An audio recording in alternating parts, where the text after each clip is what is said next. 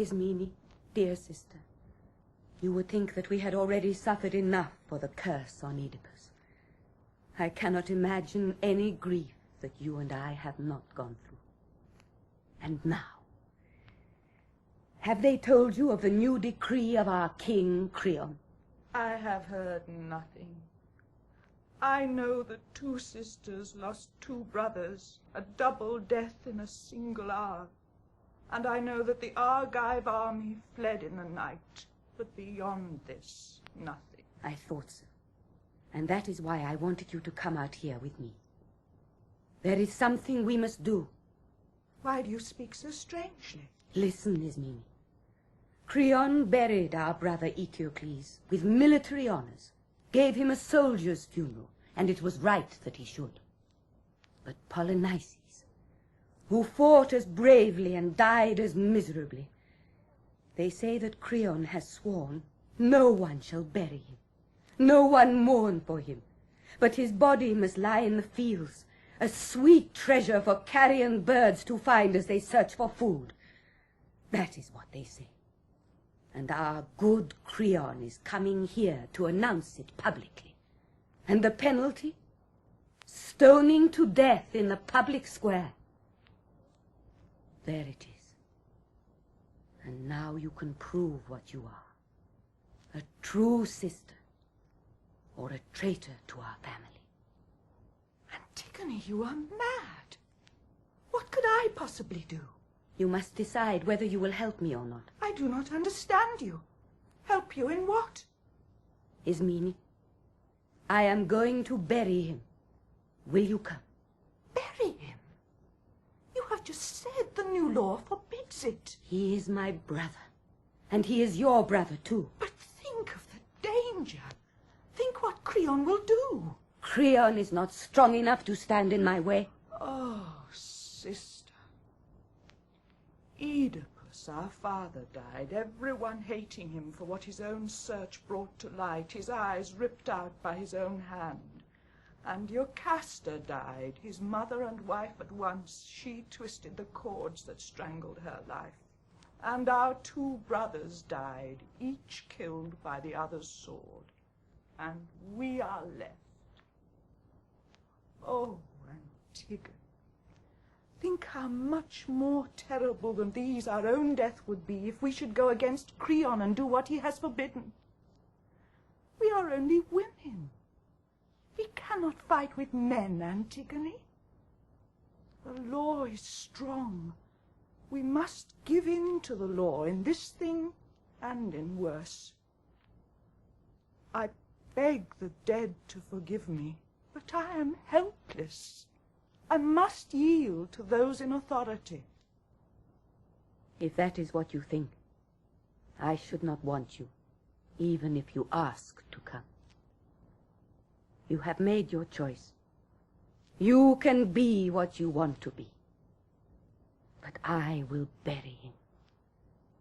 And if I must die, I say that this crime is holy. I shall lie down with him in death, and I shall be as dear to him as he to me. It is the dead, not the living, who make the longest demands. We die forever. You may do as you like, since apparently the laws of the gods mean nothing to you. They mean a great deal to me. But I have no strength to break laws that were made for the public good. That must be your excuse. As for me, I will bury the brother I love. Antigone, I'm afraid for you. You need not be. You have yourself to consider, after all. But no one must hear of this. You must tell no one. I will keep it a secret, I promise. Oh, tell it. Tell everyone. Think how they'll hate you if they learn that you knew about it all the time. So fiery, you should be cold with fear. Perhaps. But I am only doing what I must. But can you do it? I say that you cannot. Very well. When my strength gives out, I shall do no more. Impossible things should not be tried at all. Go away, Ismene. I shall be hating you soon, and the dead will too, for your words are hateful. Leave me my foolish plan. I am not afraid of the danger. If it means death, it will not be the worst of deaths. Death without honor. Go then, if you must. You are unwise, but a loyal friend indeed to those who love you.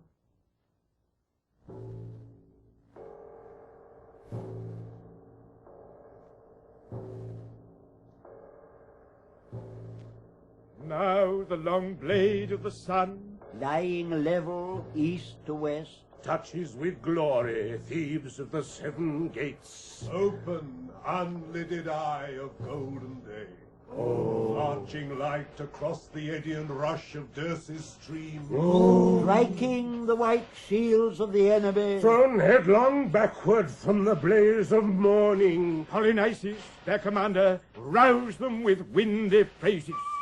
He, the wild eagle, screaming insults above our land, his wings their shields of snow, his crest their marshalled helms. Against our 7 gates in a yawning ring, the famished spears came onward in the night. But before his jaws were sated with our blood, or pine fire took the garland of our towers, he was thrown back. And as he turned, great Thebes No tender victim for his noisy paw. rose like a dragon behind him, shouting, "Whoa!" For God hates utterly the bray of bragging tongues, and when he beheld their smiling, their swagger of golden helms, the frown of his thunder blasted their first man from our walls. We heard his shout of triumph high in the air turn to a scream. Far out in a flaming arc he fell with his winded torch.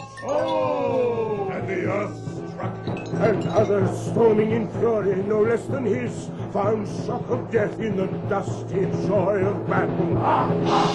7 captains at 7 gates yielded their clanging arms to the god that bends the battle line and breaks it. These 2 only, brothers in blood, face to face in matchless rage, mirroring each the other's death, clashed in long combat.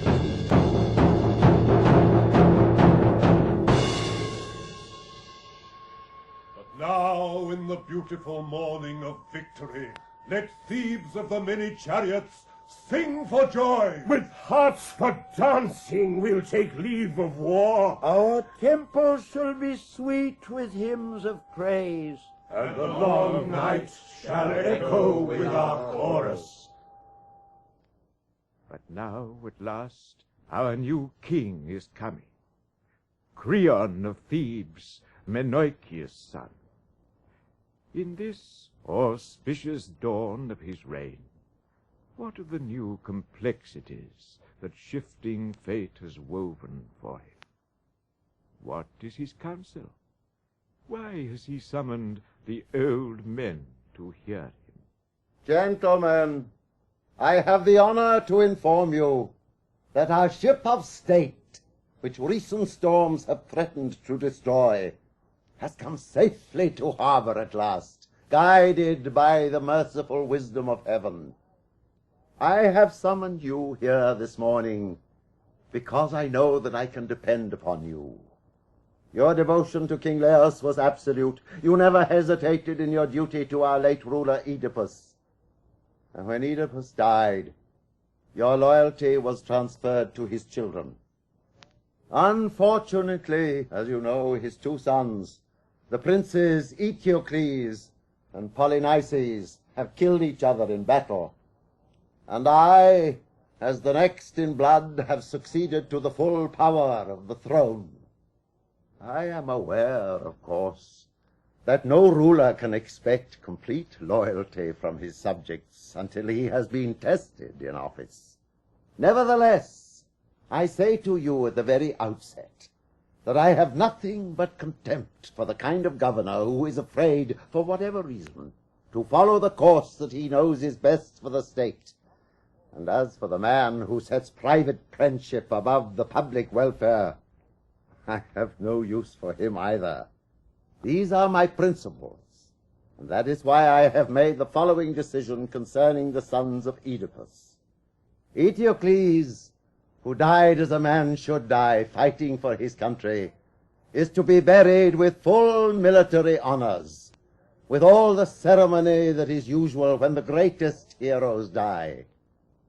But his brother, Polynices, who broke his exile to come back with fire and sword against his native city and the shrines of his father's gods, whose one idea was to spill the blood of his blood and sell his own people into slavery, Polynices, I say, is to have no burial. No man is to touch him or say the least prayer for him. He shall lie on the plain, unburied, and the birds and the scavenging dogs can do with him what they like. And this is my command, and you can see the wisdom behind it. As long as I am king, no traitor is going to be honored with the loyal man. But whoever shows by word and deed that he is on the side of the state, he shall have my respect while he is living, and my reverence when he is dead. If that is your will, Creon, son of Menoikeus, you have the right to enforce it. We are yours. That is my will. Take care that you do your part. Oh, but we are old men. Let the younger ones carry it out. I do not mean that. The gods have been appointed. Then what is it that you would have us do? You will give no support to whoever breaks this law. Only a madman is in love with death. And death it is. Yet money talks, and the wisest have sometimes been known to count a few coins too many. Well, God? I'll not say I'm out of breath from running, King, because every time I stop to think about what I have to tell you, I felt like going back. All the time a voice kept saying, "You fool, don't you know you're walking straight into trouble?" And then another voice said, "Yes, but if you let someone else get the news to Creon first, it'll be even worse than that for you." But good sense won out. At least I hope it was good sense. And here I am with a story that makes no sense at all. But I'll tell it anyhow, because, as they say, what's going to happen is going to happen, and... Come to the point. What have you to say? I didn't do it. I didn't see who did it. You mustn't punish me for what someone else has done. A comprehensive defense, more effective perhaps if I knew its purpose. Come. What is it? A dreadful thing. I don't know how to put it. Out with it! Well then, the dead man, Polynices, out there, someone knew dust on the slimy flesh. Someone has given it burial that way and gone. And the man who has dared to do this? I swear I don't know. You must believe me. The ground was dry. No sign of digging, no. Not a wheel track in the dust. No trace of anybody. When they relieved us this morning, one of them, the corporal, pointed to it. There it was. The strangest thing. The body just mounded over with light dust, you see. Not buried, really, but as if they'd covered it just enough for the ghost's peace. And no sign of dogs or any wild animal that had been there. And then what a scene there was. Every man of us accusing the other. We all proved the other man did it. We all had proof that we could not have done it. We were ready to take hot iron in our hands, walk through fire, swear by all the gods. It was not I, everyone said. I don't know who it was, but it was not I. And then, when this came to nothing, someone said you had to be told the news and one of us had to do it. We threw the dice, and the bad luck fell on me. So here I am. No happier to be here than you are to have me. Nobody likes the man who brings bad news. King, I wonder, can it be that the gods have done this to... Stop! Must you doddering wrecks go out of your heads entirely? The gods! Intolerable! The gods favor this corpse. Why? How had he served them? Tried to loot their temples, burn their images, yes, and the whole state and its laws with it. Is it your senile opinion that the gods love to honor bad men? A pious thought. No, from the very beginning there have been those who have whispered together, stiff-necked anarchists, putting their heads together, scheming against me in alleys. These are the men, and they have bribed my own God to do this thing. Money. There is nothing in the world so demoralizing as money. Down go your cities, homes gone, men gone, honest hearts corrupted, crookedness of all kinds, and all for money.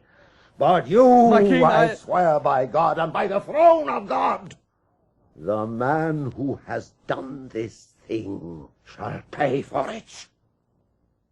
Find that man, bring him here to me, or your death will be the least of your problems.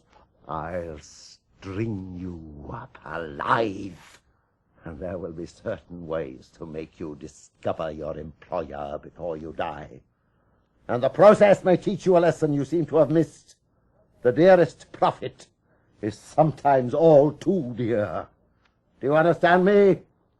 A fortune won is often misfortune. King, may I speak? Your very voice distresses me. Are you sure that it is my voice and not your conscience? By God, I'm sure it's no concern of yours. It's not what I say, but what has been done that hurts you. You talk too much. But I've done nothing. Sold your soul for some silver. That's all you've done.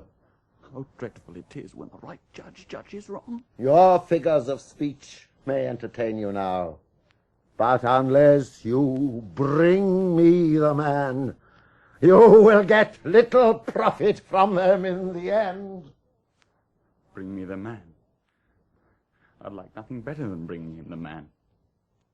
But bring him or not, you've seen the last of me here.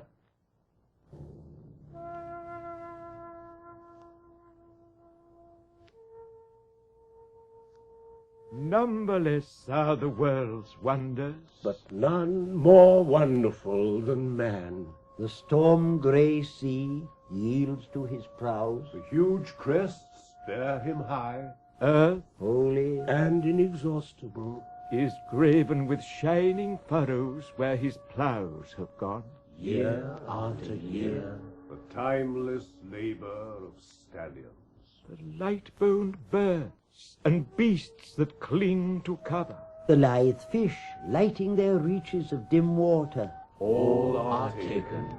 tamed in the net of his might. The lion on the hill, The wild horse, windy-maned, resigned to him, and his blunt yoke has broken the sultry shoulders of the mounting bull. Words also, and thought as rapid as air, he fashions to his good use. Statecraft is his, and his the skill that deflects the arrows of snow.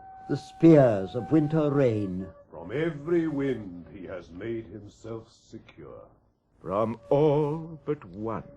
In the late wind of death he cannot stand. Oh, clear intelligence, force beyond all measure. O fate of man, working both good and evil. When the laws are kept, how proudly his city stands. When the laws are broken, what of his city then? Never may the anarchic man find rest at my hearth. Never be it said that my thoughts are his thoughts. Never.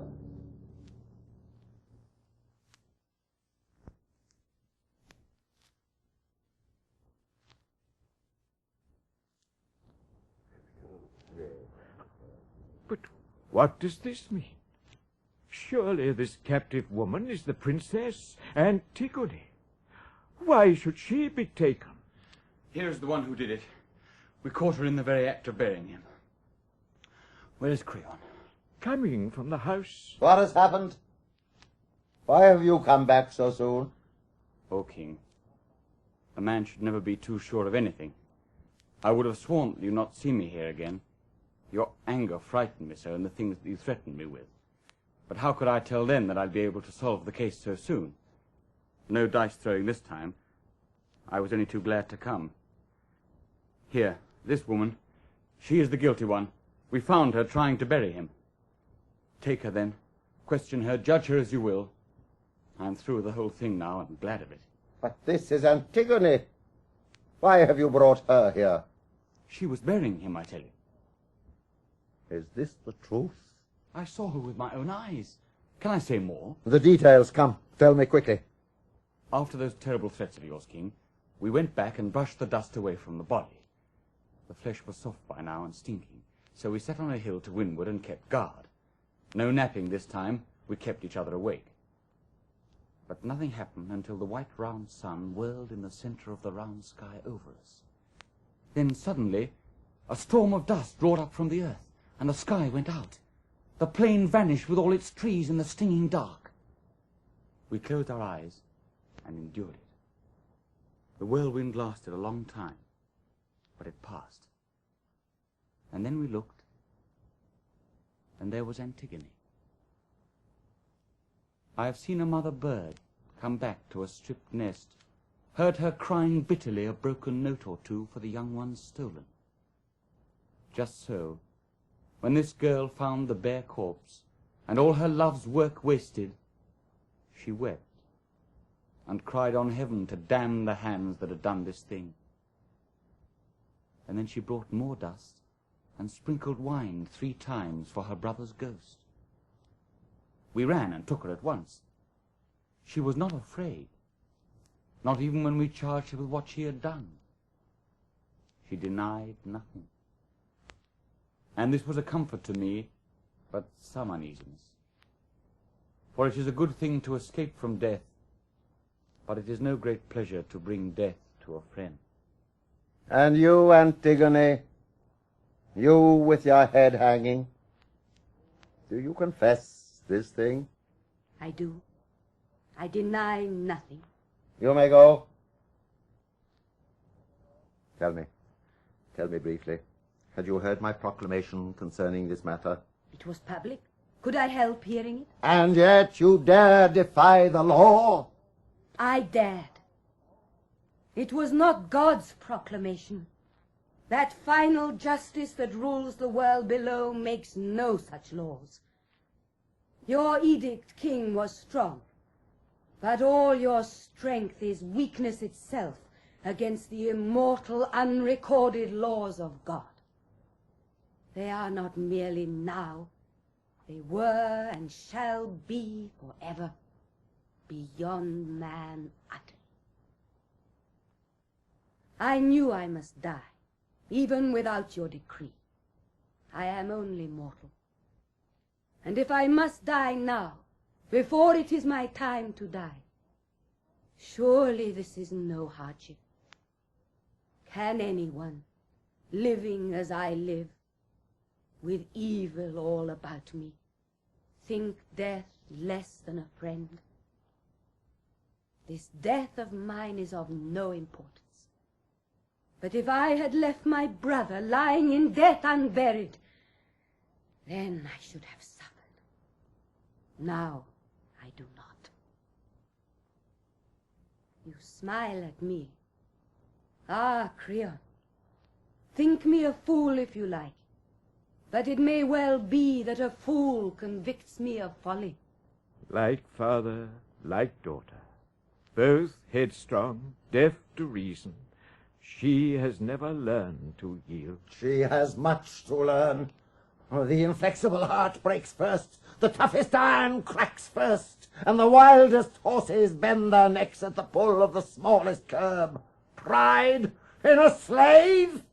This girl is guilty of a double insolence, breaking the given laws and boasting of it. Who is the man here, she or I, if this crime goes unpunished? Sister's child, or more than sister's child, or closer yet in blood, she and her sister win bitter death for this. Go, some of you.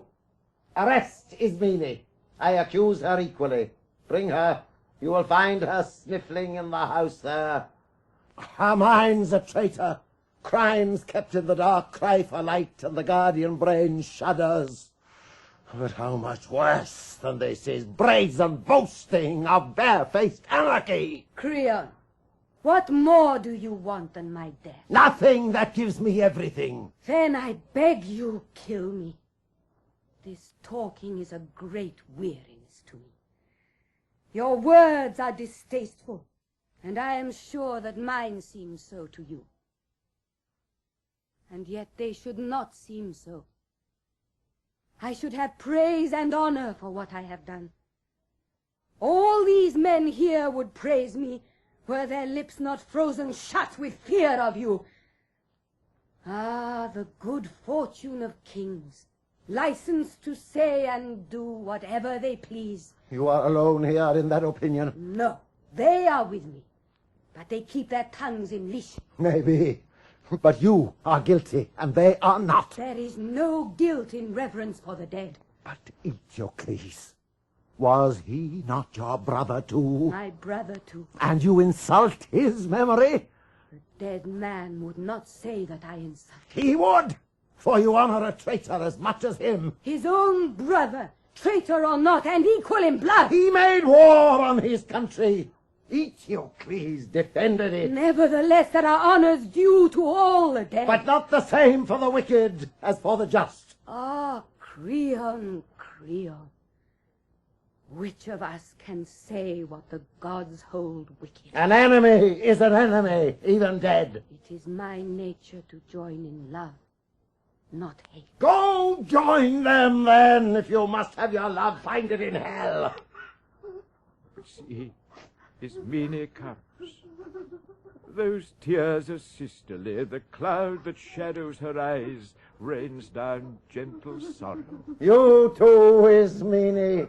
Snake in my ordered house, sucking my blood stealthily. And all the time I never knew that these two sisters were aiming at my throne. Ismene, do you confess your share in this crime or deny it? Answer me! Yes, she will let me say so. I am guilty. No, Ismene. You have no right to say so.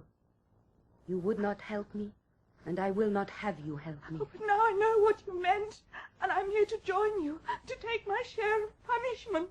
The dead man and the gods who rule the dead know whose act this was. Words are not friends. You refuse me, Antigone. I want to die with you. I, too, have a duty that I must discharge to the dead. You shall not lessen my death by sharing it. What do I care for life when you are dead? Ask Creon. You value his every word. You are laughing at me. Why, Antigone? It is a joyless laughter, Ismene. Oh, but can I do nothing? Yes, save yourself. I shall not envy you. But we are equally guilty. No more, Ismene. You are alive, but I belong to death. Gentlemen, I beg you to observe these girls. One has just now lost her mind. The other, it seems, has never had a mind at all. Grief teaches the steadiest minds to waver, King. You certainly did when you assumed guilt with the guilty. But how could I go on living without her? You do! She is already dead. But your own son's bride. There are places enough for him to push his plough. I want no wicked women for my sons. Oh, dearest Haman, how your father wrongs you. You really intend to steal this girl from your son? No, death will do that for me. Then she must die. Yes! Enough of this talk. You there, take them away. Guard them well, for they are but women. And even brave men run when they see death coming.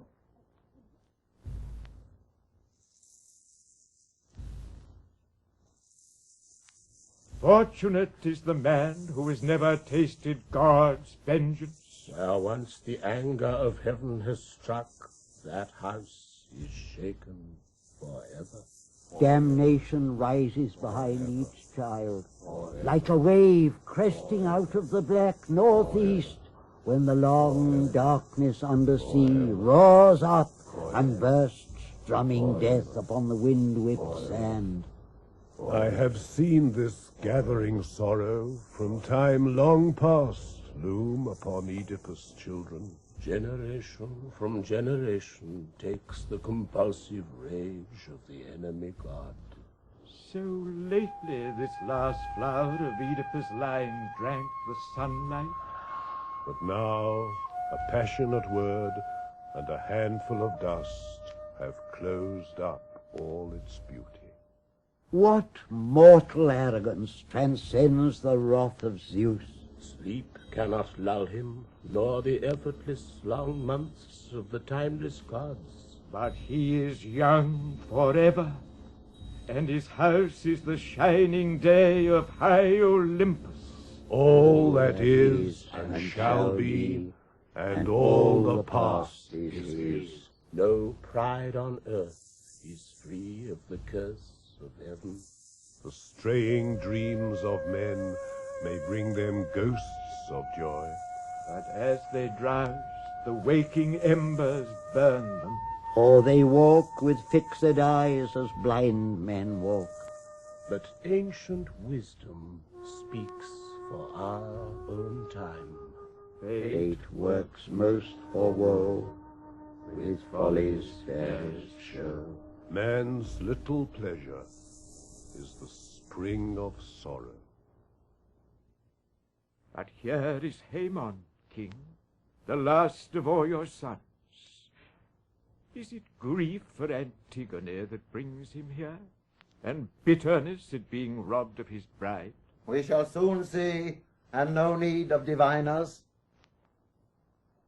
Son, you have heard my final judgment on that girl. Have you come here hating me, or have you come with deference and with love, whatever I do? I am your son, Father. You are my guide. You make things clear for me, and I obey you. No marriage means more to me than your continuing wisdom. Good. That is the way to behave. Subordinate everything else, my son, to your father's will. This is what a man prays for, that he may get sons attentive and dutiful in his house, each one hating his father's enemies, honoring his father's friends. And if his sons fail him, if they turn out unprofitably, what has he fathered but trouble for himself and amusement for the malicious? So you are right not to lose your head over this woman. Your pleasure with her would soon grow cold, Haemon, and then you'd have a hell-cat in bed and elsewhere. Let her find her husband in hell. Of all the people in this city, only she has had contempt for my law and broken it. Do you want me to show myself weak before the people, or to break my sworn word? No, and I will not. The woman dies. Suppose she'll plead family ties. Well, let her. If I permit my own family to rebel, how shall I earn the world's obedience? Show me the man who keeps his house in hand. He's fit for public authority. I'll have no dealings with lawbreakers, critics of the government. Whoever is chosen to govern should be obeyed, must be obeyed in all things, great and small, just and unjust. The man who knows how to obey, and that man only, knows how to give commands. When the time comes, you can depend on him. No matter how fast the spears come, he's a good soldier, he'll stick it out. Anarchy! Anarchy! Show me a greater evil. This is why cities tumble and the great houses rain down. This is what scatters armies. No, no. Good lives are made so by discipline. We keep the laws, then, and the lawmakers, and no woman shall seduce us. If we must lose, let us lose to a man, at least. Is a woman stronger than we are? Unless time has rusted my wits, what you say, King, is said with point and dignity. Father, reason is God's crowning gift to man, and you are right to warn me against losing mine. I cannot say, I hope I shall never want to say, that you have reasoned badly. Yet there are other men who can reason too, and their opinions might be helpful. You are not in a position to know everything that people say or do or what they feel. Your temper terrifies them. Everyone will tell you only what you like to hear. But I can listen. And I have heard them muttering and whispering in the dark about this girl. They say no woman has ever so unreasonably died so shameful a death for so generous an act. She covered her brother's body, they say. Is this indecent? She kept him from dogs and vultures. Is this a crime? Death? She should have all the honors we can give her. This is the way they talk out there in the city. You must believe me. Nothing is closer to me than your happiness. What could be closer? Must not any son value his father's fortune as his father does his? I beg you, do not be unchangeable. Do not believe that you alone can be right. The man who thinks that, the man who maintains that only he has the power to reason, the gift to speak, the soul, a man like that, when you know him, turns out empty. It is not reason never to yield to reason.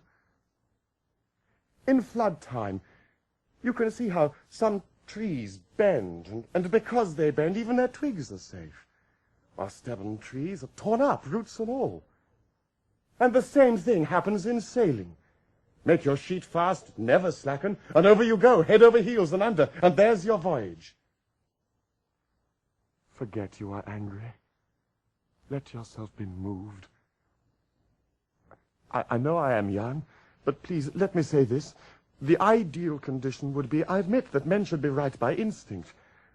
But since we are all too likely to go astray, the reasonable thing is to learn from those who can teach. You will do well to listen to him, King, if what he says is sensible. And you, Haemon, must listen to your father. Both speak well. You consider it right for a man of my years and experience to go to school to a boy? It is not right, if I am wrong. But if I am young and right, what does my age matter? You think it right to stand up for an anarchist? Not at all. I pay no respect to criminals. Then she is not a criminal? The city would deny it to a man. And the city proposes to teach me how to rule? Who is talking like a boy now? My voice is the one voice giving orders in this city. It is no city if it takes orders from one voice. The state is the king. Yes, if the state is a desert. This boy has sold out to a woman, it seems. If you are a woman, yes, my concern is for you. Your concern in a public brawl with your father? Only because you are in a public brawl with justice? With justice? When all that I do is within my rights. You have no right to trample on God's rights. Fool! Adolescent fool! Taken in by a woman. Every word you say is for her. And for you. And for me. And for the gods under the earth. You'll never marry her while she lives. Then she must die. But her death will cause another. Another? Have you lost your senses? Is this an open threat? There is no threat in speaking to emptiness. I swear you'll regret this superior tone of yours. If you were not my father, I'd say you were perverse. You girl-struck fool! Don't play at words with me. Yes, I am sorry you prefer silence. Now, by God! I swear by all the gods in heaven above us, you'll witness it. I swear you shall. Bring her out. Bring the woman out. Let her die before his eyes, here, this instant, with her bridegroom beside her. Not here, no! She shall not die here, king. And you will never see my face again. Haemon! Go on, rave, as long as you have a friend to endure you!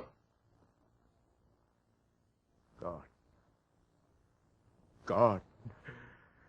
Creon, a young man in a rage is dangerous. Let him do, or dream to do more than a man can. He shall not save those girls from death. Those girls? Have you sentenced them both? No, you are right. I will not kill the one whose hands are clean. But Antigone? I will carry her far away out there in the wilderness, and lock her, living, in a vault of stone. She shall have food, as the custom is to absolve the state of her death. And there let her pray to her gods of hell. They are her only gods. Perhaps they will show her an escape from death, or she may learn, though late, that piety shown the dead is pity in vain. Love. Love. Unconquerable waster of rich men. Love. Keeper of warm lights and all-night vigil in the soft face of a girl. Love. Sea wanderer. Forest visitor. Even the pure immortals cannot escape you. And mortal man in his one day's dusk trembles before your glory. Love. Surely you swerve upon ruin, the just man's consenting heart, as here you have made bright anger strike between father and son. And none has conquered but love. Love. A girl's glance working the will of heaven. Pleasure to her alone who mocks us. Merciless Aphrodite. But I can no longer stand in awe of this, nor, seeing what I see, keep back my tears. Here is Antigone, passing to that chamber where all find sleep at last. Look upon me, friends, and pity me, turning back at the night's edge to say goodbye to the sun that shines for me no longer. Now sleepy death summons me down to Acheron, that cold shore. There is no bride song there, nor any music. Yet not unpraised. Not without a kind of honor you walk at last into the underworld. Untouched by sickness, broken by no sword. What woman has ever found your way to death? How often I have heard the story of Niobe, Tantalus' wretched daughter. How the stone clung fast about her, ivy close. And they say the rain falls endlessly, and sifting soft snow, her tears are never done. I feel the loneliness of her death in mine. But she was born of heaven, and you are woman, woman born. If her death is yours, a mortal woman's, is this not for you glory in our world and in the world beyond? O thieves, O men many-charioted, in love with fortune, dear springs of Dirce, sacred Theban grove, be witnesses for me, denied all pity, unjustly judged. And think a word of love for her whose path turns under dark earth, where there are no more tears You have passed beyond human daring, and come at last into a place of stone where justice sits. I cannot tell what shape of your father's guilt appears in this. You have touched it at last. That bridal bed unspeakable, horror of son and mother mingling, their crying infection of all our family. O Oedipus, father and brother, your marriage strikes from the grave to murder mine. I have been a stranger here in my own land. All my life, the blasphemy of my birth has followed me. Reverence is a virtue, but strength lives in established law. That must prevail. You have made your choice. Your death is the doing of your conscious hand. Then let me go, since all your words are bitter, and the very light of the sun is cold to me. Lead me to my vigil, where I must have neither love nor lamentation, no song, but silence. If dirges and planned lamentations could put off death, men would be singing forever. Take her, go, you know your orders. Take her to the vault, and leave her alone there. And if she lives or dies, that's her affair, not ours. Our hands are clean. O tomb, vaulted bride bed in eternal rock, soon I shall be with my own again, where Persephone welcomes the thin ghosts underground, and I shall see my father again, and you, mother, and dearest Polynices, dearest indeed to me, since it was my hand that washed him clean and poured the ritual wine, and my reward is death before my time. And yet, as men's hearts know, I have done no wrong. I have not sinned before God. Or if I have, I shall know the truth in death.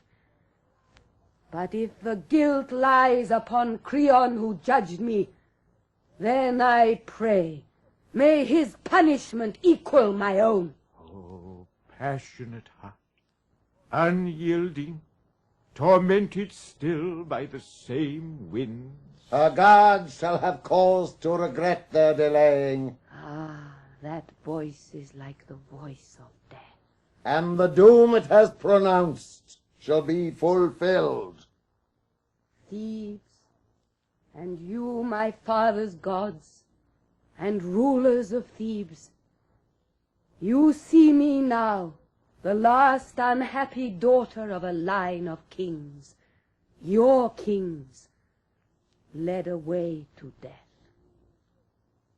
You will remember what things I suffer, and at what men's hands, because I would not transgress the laws of heaven. Come, let us wait no longer.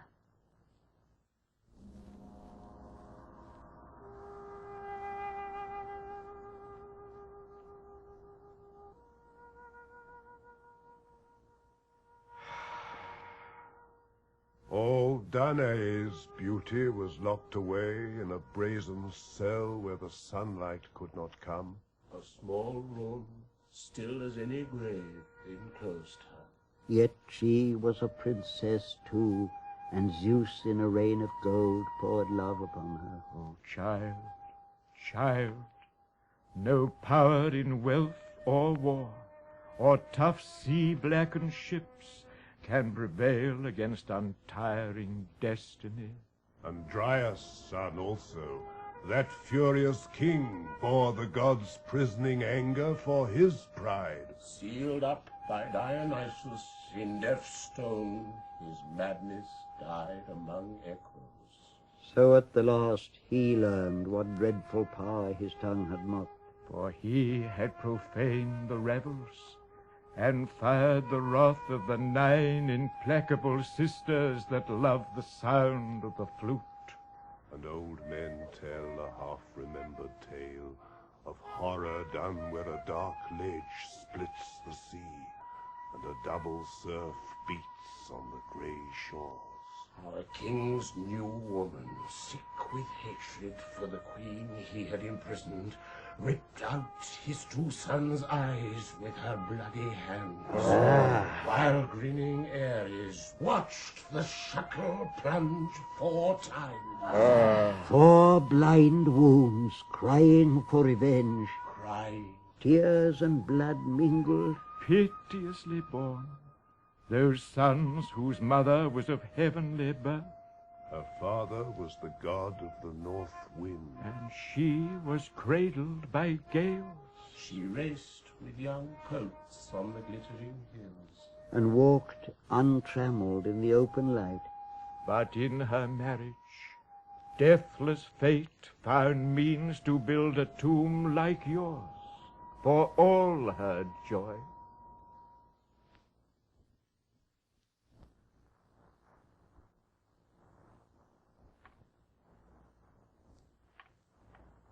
This is the way the blind man comes, princes, princes, lockstep, 2 heads lit by the eyes of one. What new thing have you to tell us, old Tiresias? I have much to tell you. Listen to the prophet, Creon. I am not aware that I have ever failed to listen. Then you have done wisely, king, and ruled well. I admit my debt to you. But what have you to say? This, Creon, you stand once more on the edge of fate. What do you mean? Listen, Creon. I was sitting in my chair of augury at the place where the birds gather about me. They were all a-chatter, as is their habit, when suddenly I heard a strange note in their jangling, a scream, a whirring fury. I knew that they were fighting, tearing each other, dying in a whirlwind of wings clashing. And I was afraid. I began the rites of burnt offering at the altar, but Hephaestus failed me. Instead of bright flame, there was only the sputtering slime of the fat thigh flesh melting, the entrails dissolved in grey smoke, the bare bone burst from the welter, and no blaze. This was a sign from heaven. My boy described it, seeing for me as I see for others. I tell you, Creon, you yourself have brought this new calamity upon us.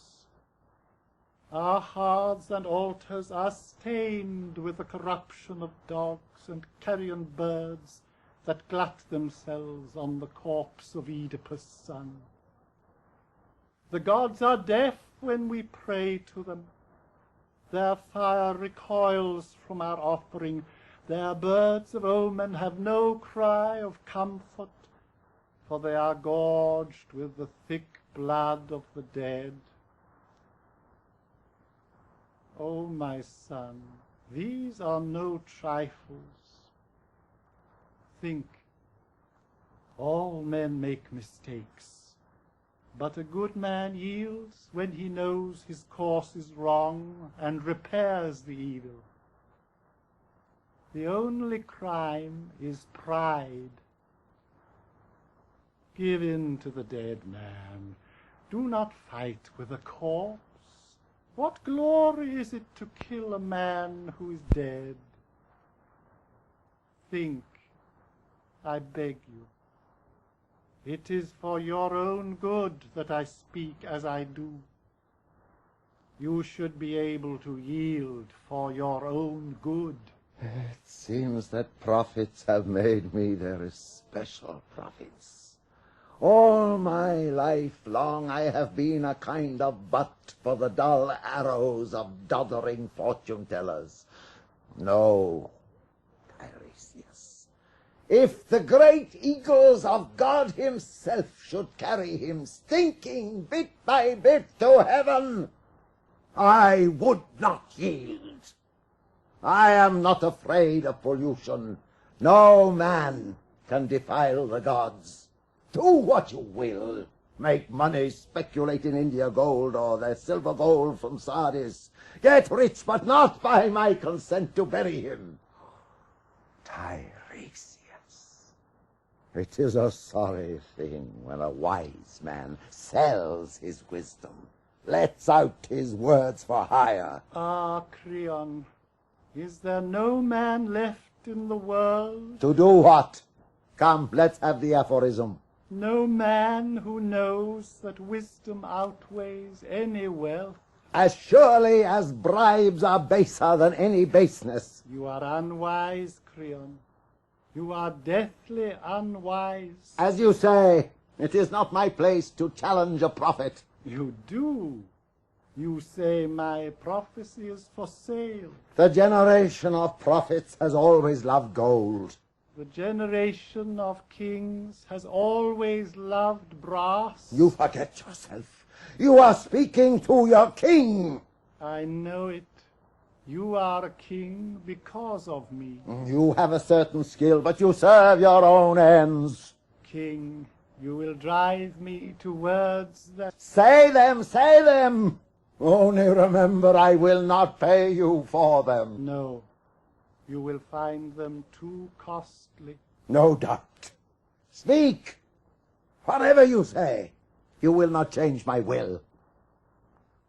Then take this, and take it to heart. The time is not far off when you shall pay back corpse for corpse, flesh of your own flesh. You have thrust the child of this world into living night. You have kept from the gods below the child that is theirs, the one in a grave before her death, the other dead, denied the grave. This is your crime, and the Furies and the dark gods of hell are swift with terrible punishment for you. Do you want to buy me now, Creon? Not many days, and your house will be full of men and women weeping, and curses will be hurled at you from far cities, grieving for sons unburied, left to rot before the walls of Thebes. These are my arrows, Creon. They are all for you. Come, child, lead me home. Let him waste his fine anger upon younger men. Maybe he will learn at last to control a wiser tongue in a better head. The old man has gone, king, but his words remain to plague us. I am old too, and I cannot remember that he was ever false. That is true. It troubles me. Oh, it is hard to give in. But it is worse to risk everything for stubborn pride. Creon, take my advice. What shall I do? Go quickly. Free Antigone from her vault and build a tomb for the body of Polynices. You would have me do this? Creon, yes. And it must be done at once. God moves swiftly to cancel the folly of stubborn men. It is hard to deny the heart, but I will do it. I will not fight with destiny. You must go yourself. You cannot leave it to others. I will go. Bring axes, servants. Come with me to the tomb. I buried her. I will set her free. Oh, quickly! My mind misgives. The laws of the gods are mighty, and a man must serve them to the last day of his life. God of many names! O Iacchos, son of Cadmean Semele, Born of the thunder, guardian of the west, regent of Eleusis' plain, O prince of Maenad Thebes, and the dragon field by rippling his Manos, God of many names! the flame of torches flares on our hills. the nymphs of Iacchos dance at the spring of Castalia. From the vine-close mountain come! Come in ivy! Ever hey, sings through the streets of Thebes. God of many names! Iacchos of Thebes, Heavenly child of Semele, pride of the thunderer, the shadow of plague is upon us. come with clement feet, Oh, come from Ponasson down the long slopes. across the lamenting water. Io fire! Chorister of the throbbing stars! O purest among the voices of the night! Thou Son of God, blaze for us! Come with horrid rapture of suckling Maenad! Cry, Io, Iacche! God of many names! Men of the line of Cadmos, you who live near Amphion citadel, I cannot say of any condition of human life, this is fixed, this is clearly good or bad.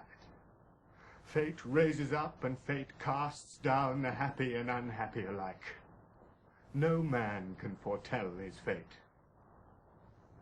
Creon was happy once, as I count happiness, victorious in battle, sole governor of the land, fortunate father of children nobly born. And now it is all gone from him. Who can say that a man is still alive when his life's joy fails? He is a walking dead man. Grant him rich. Let him live like a king in his great house. If his pleasure is gone, I would not give so much as the shadow of smoke for all he owns. Your words hint at sorrow. What is your news for us? They are dead. The living are guilty of their death. Who is guilty? Who is dead? Speak! Haemon.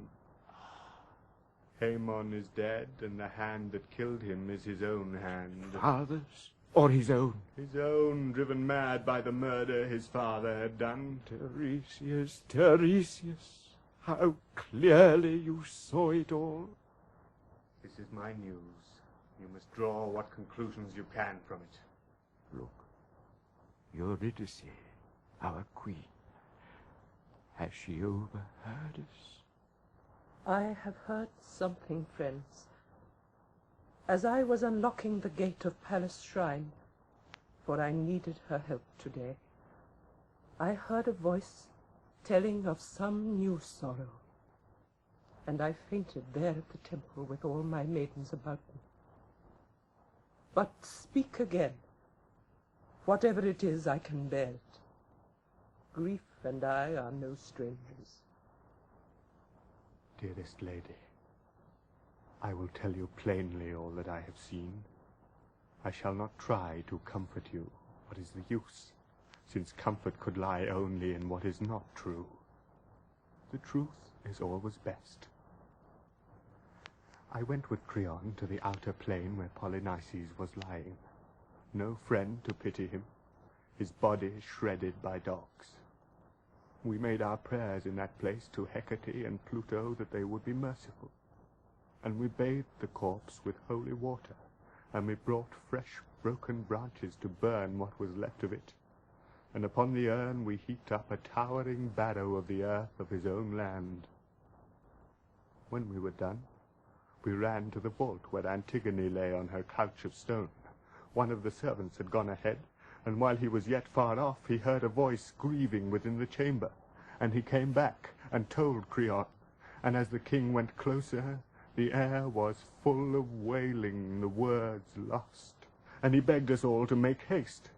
"Am I a prophet?" he said, weeping, "and must I walk this road, the saddest of all that I have gone before? My son's voice calls me on. Oh, quickly, quickly, look through the crevice there and tell me if it is Haemon or some deception of the gods." We obeyed, and in the cavern's farthest corner we saw her lying. She had made a noose of her fine linen veil and hanged herself. Haemon lay beside her, his arms about her waist, lamenting her, his love lost underground, crying out that his father had stolen her away from him. When Creon saw him, the tears rushed to his eyes, and he called to him, "What have you done, child? Speak to me. What are you thinking that makes your eyes so strange? Oh, my son, I come to you on my knees." But Haemon spat in his face. He said not a word, staring, and suddenly drew his sword and lunged. Creon shrank back, the blade missed, and the boy, desperate against himself, drove it half its length into his own side, and fell. And as he died, he gathered Antigone close in his arms again, choking, his blood bright red on her white cheek. And now he lies dead with the dead, and she is his at last, his bride in the houses of the dead.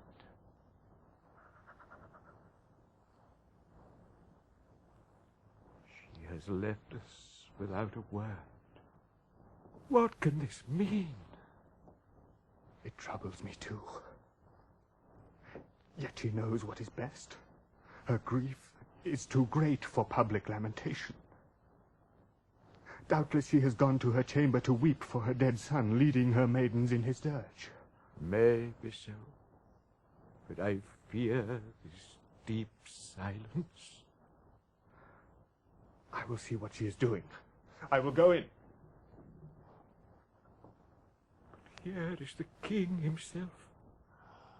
Oh, look at him, bearing his own damnation in his arms.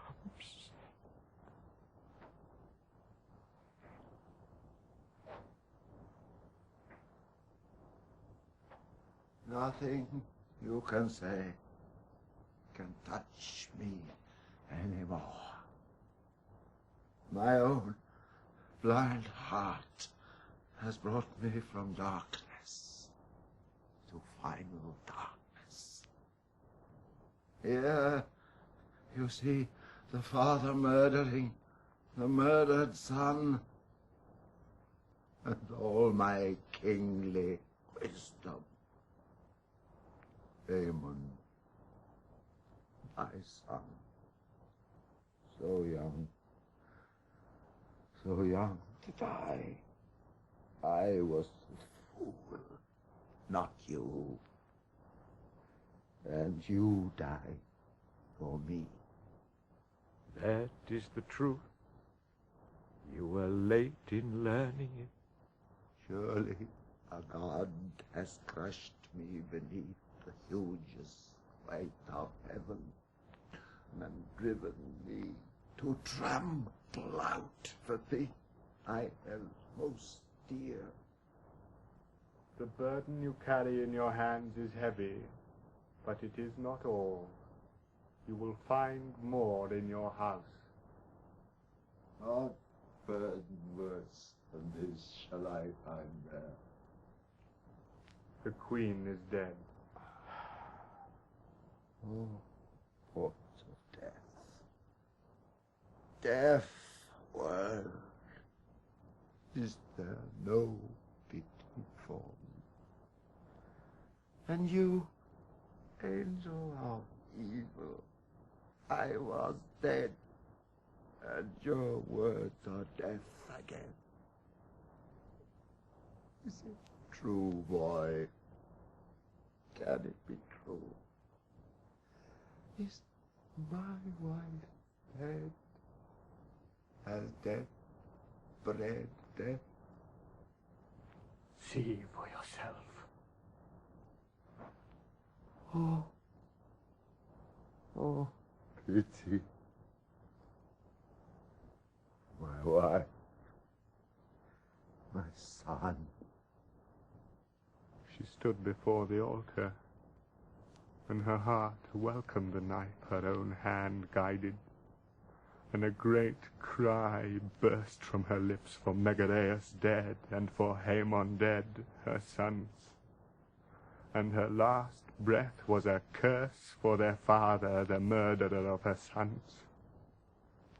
And she fell, and the dark flowed in through her closing eyes. Oh, God, are there no swords here? Has no one a blow for me? Her curse is upon you for the deaths of both. It is right that it should be. I alone am guilty. Leave me in. I have neither life nor substance. Aid me in. You are right, if there can be right in so much wrong. The briefest way is best in a world of sorrow. Let it come. Let death come quickly. I would not ever see the sun again. All that will come when it will. Leave the future to itself. All my heart was in that prayer. Do not pray any more. The sky is death. Lead me away. I look for comfort. My comfort lies here, dead.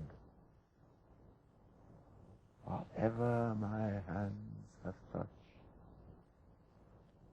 has come to nothing. Fate has brought all my pride to the thought of dust.